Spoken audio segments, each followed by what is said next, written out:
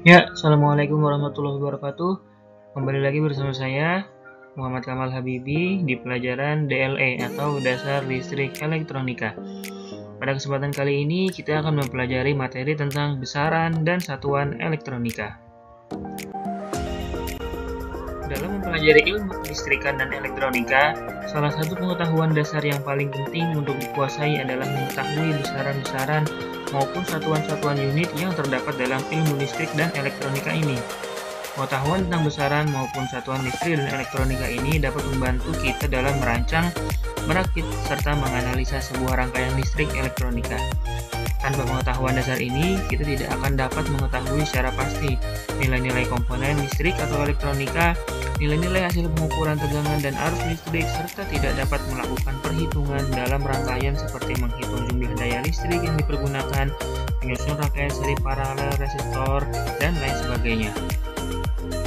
Jadi sangat penting untuk kita mengetahui besaran dan satuan dalam elektronika.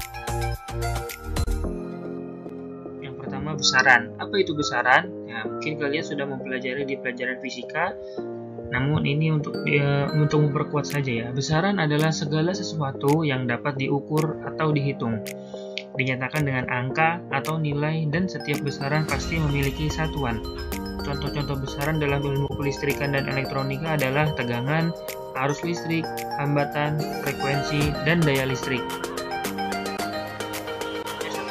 Apa itu satuan? Satuan adalah acuan yang digunakan untuk memastikan kebenaran pengukuran atau sebagai pembanding dalam suatu pengukuran besaran. Satuan ini dalam bahasa Inggris sering disebut dengan unit. Contoh-contoh satuan dalam ilmu kelistrikan dan elektronika adalah ampere untuk satuan arus, volt untuk satuan tegangan, ohm untuk satuan resistansi, joule, watt, farad, dan henry. Berikut ini adalah besaran-besaran listrik dan elektronika serta satuan-satuan listrik dan elektronika yang sering digunakan dalam ilmu kelistrikan dan elektronika. Standar yang digunakan pada umumnya adalah SI atau standar internasional. Nah, di sini bisa kita lihat baris pertama ada tegangan, besarannya berupa tegangan, satuannya volt dan simbolnya adalah V, huruf V. Selanjutnya ada arus listrik, satuannya ampere, simbolnya A besar. Selanjutnya ada hambatan atau resistansi, satuannya ohm, simbolnya bisa kalian lihat sendiri ya, seperti itu, seperti tapal kuda bentuknya. Selanjutnya ada konduktansi, satuannya Siemens, simbolnya G besar. Selanjutnya ada kapasitansi, satuannya farad, simbolnya huruf F besar. Selanjutnya ada muatan listrik, yaitu satuannya coulomb dan simbolnya C besar. Selanjutnya ada induktansi, satuannya Henry dan simbolnya H besar. Selanjutnya ada daya listrik, satuannya watt dan simbolnya W besar. Selanjutnya ada impedansi, sama dengan hambatan atau resistansi, satuannya ohm, simbolnya seperti tapal kuda. Selanjutnya ada frekuensi, satuannya hertz, simbolnya H besar dan Z kecil, Hz. Dan terakhir ada energi, satuannya joule dan simbolnya J besar. Ini kalian harus hafal di luar kepala ya, karena ini sebagai dasar untuk ke ilmu elektronika atau ilmu kelistrikan selanjutnya. Nah, di sini ada yang namanya prefiks atau awalan satuan SI, satuan internasional. Yang dimaksud dengan prefiks satuan SI adalah awalan yang digunakan dalam satuan SI untuk membentuk sebuah satuan yang menandakan kelipatan dari satuan tersebut.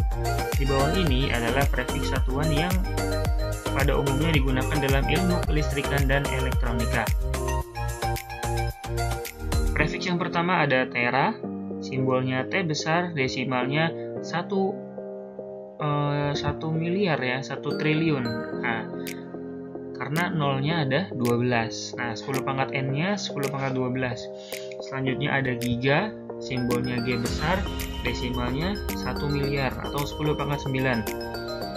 Selanjutnya ada mega, simbolnya M besar, desimalnya 1 juta dengan jumlah 062 dan pangkat per 10-nya yaitu 10 pangkat 6.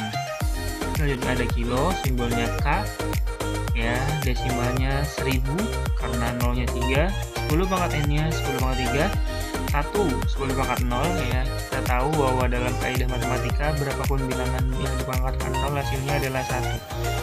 Selanjutnya ada senti, simbolnya C, desimalnya 1/100 atau 10 pangkat min 2. Selanjutnya ada mili, ya, bersimbol M, yaitu desimalnya 1 pangkat 1000 atau 10 pangkat min 3.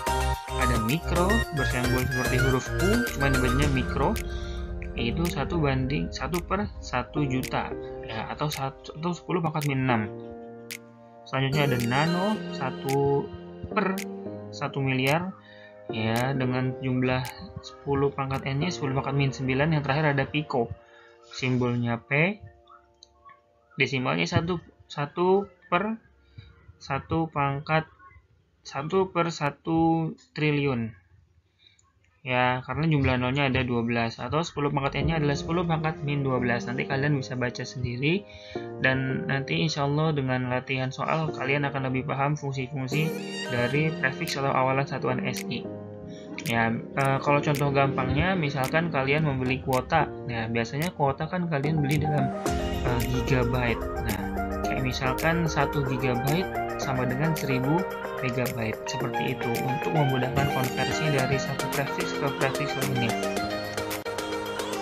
Nah, sini ada contoh penulisan satuan SI. Yang pertama ada 1 kilovolt sama dengan 1000 volt. Berdasarkan prefiks tadi, ya, 10 pangkat, kalau kilo itu 10 pangkat 3. Selanjutnya ada 1 miliampere, 1 M-nya A, M-nya kecil, jadinya miliampere, sama dengan 1/1000 ampere atau 0,001 ampere. Selanjutnya ada 1 mega ohm. Nah, 1 mega ohm jadi berapa? Itu 1 kali 10 pangkat 6 atau 1 juta ohm. Ya, terakhir ada 1 mikrofarad sama dengan 1/1 juta atau 1 kali 10 pangkat min 6. Nah, oke, sekian pembelajaran kita pada hari ini. Silakan kalian kerjakan resumenya, catatannya, dan juga kerjakan tugasnya. Bila ada pertanyaan, silakan langsung tanya ke saya. Kurang lebihnya mohon maaf. Stay home, stay happy, stay healthy. Assalamualaikum warahmatullahi wabarakatuh.